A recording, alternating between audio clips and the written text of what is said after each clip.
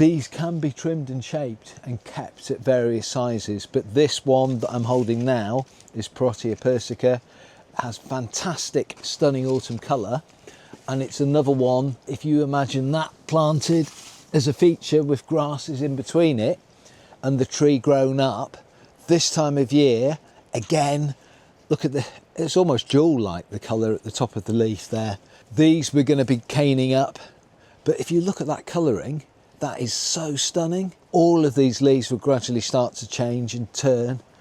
The new shoots turn first. It's almost iridescent pink, if you look at the colour of that.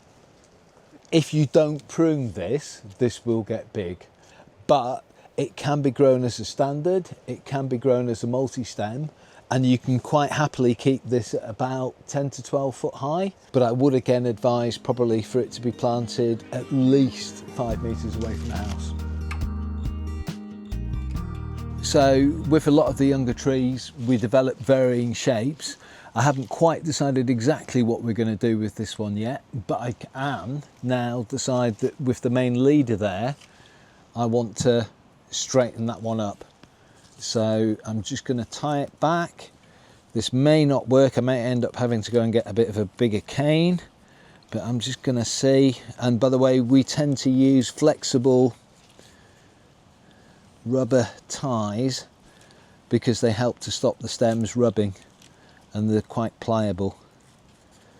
So that may just be enough just to hold that straight for me. So, and that's helping this to then develop. With that particular one, all I'm going to do is I'm just going to, now it's developing a bit of a head, start to take off a few of the lower the shoots. So I've just cleared the base of that, and looking at it from this angle, I think I need a larger cane. So that's the next step.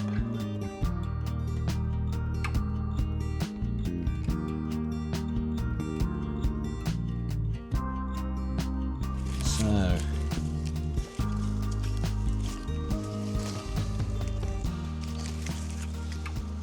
that is going to give me a lot more support for that leader.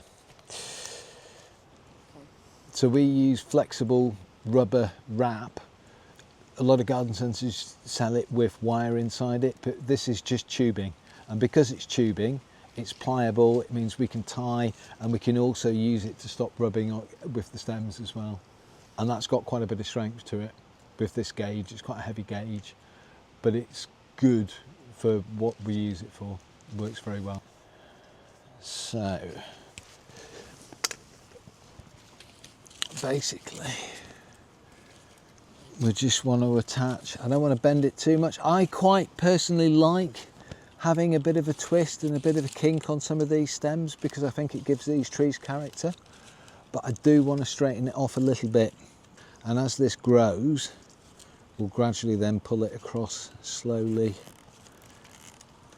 into shape, but it will just help to support it a bit more and stop it drooping. And probably put another one of those on at the top.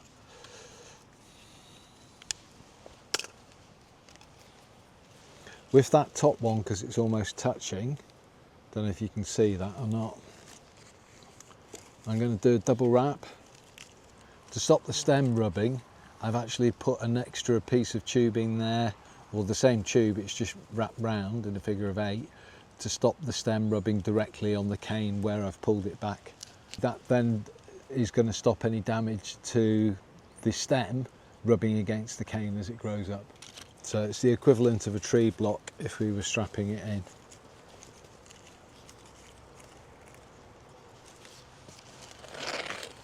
And now I'm looking at it and I'm saying probably for growth I'm going to go just above a bud there, just above a bud there, and then I'm quite happy with that.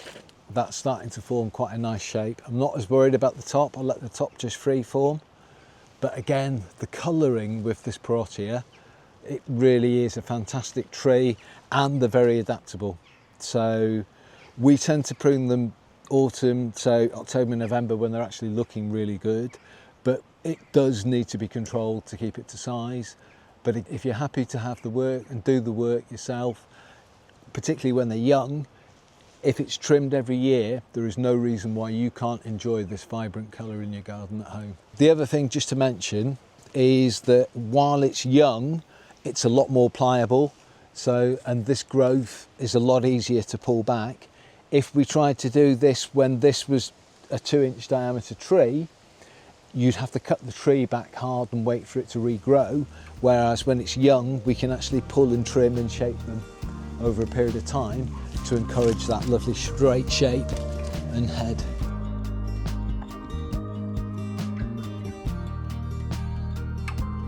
If you notice some of the damage that I've just seen on this Whitebeam, and this may not work, but I'm going to give it a go and see. So in the winds, this is actually snapped right down the centre, which is a great shame because I was encouraging this lovely head to develop.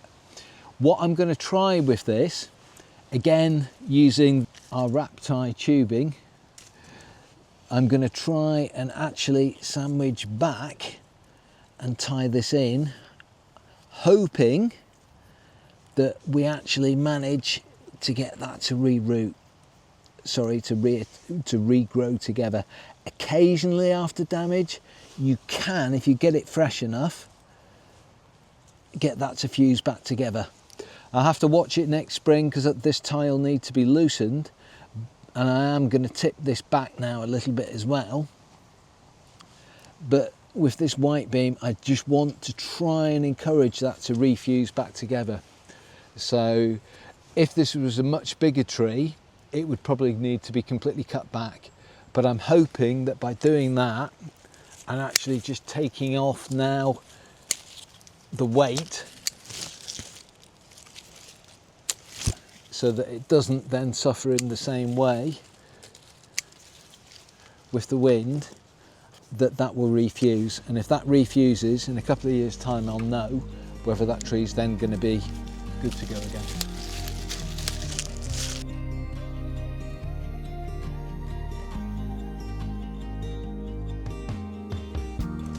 Okay, so we've got a shoot coming off sideways there, and we want to trim that back like so, and we always leave a little bit of a heel, but we're tight to the joint of the leaf.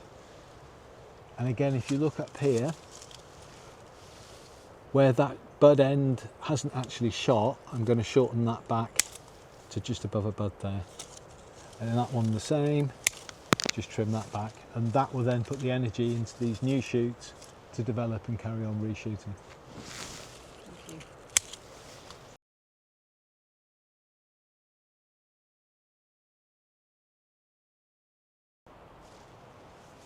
So this is a hornbeam that we have been shaping again into clouds or into freeform shapes, just to give trees a bit more structure. And it's taking something that's quite common, traditionally grown as a hedge, and just trying to really create something different and create a silhouette and more of a focal feature plant for the garden.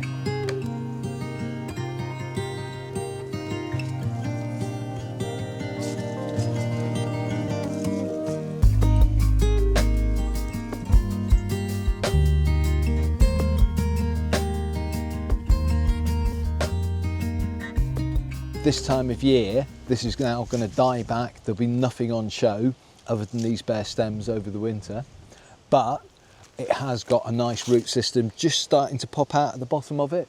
So the roots will still keep growing for the next month or so, probably up till about Christmas time. So it's a good time for planting in the autumn because you're going to establish a nice plant in your garden. The roots will grow away while the soil's still relatively warm from now till Christmas.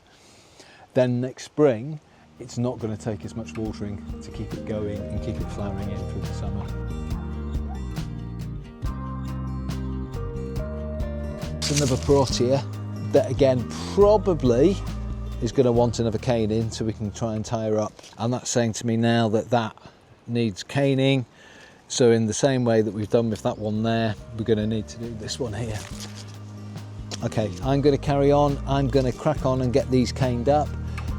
If you'd like to leave any comments, then please do. Or if you'd like any other feedback or any other questions, then please leave them in the comments and we'll come back to you.